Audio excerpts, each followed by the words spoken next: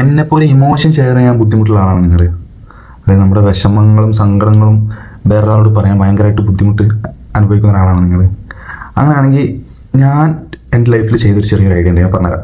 കാരണം നമുക്ക് എൻ്റെ ഒരു ഇതിൽ നമ്മളൊരാളോട് ഇമോഷൻ ഷെയർ ചെയ്യുമ്പോൾ അയാൾ ഏതൊരു രീതിക്കാണ് നിൽക്കുന്നത് നമുക്ക് പറയാൻ പറ്റില്ല.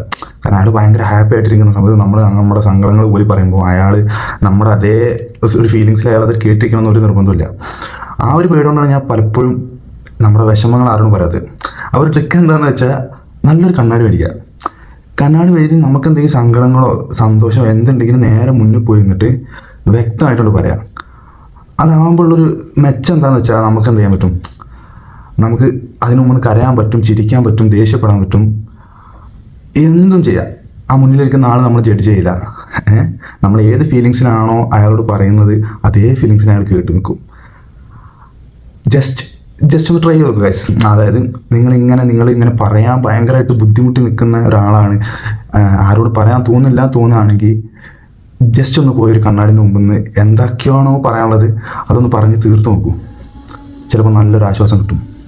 Trust me guys.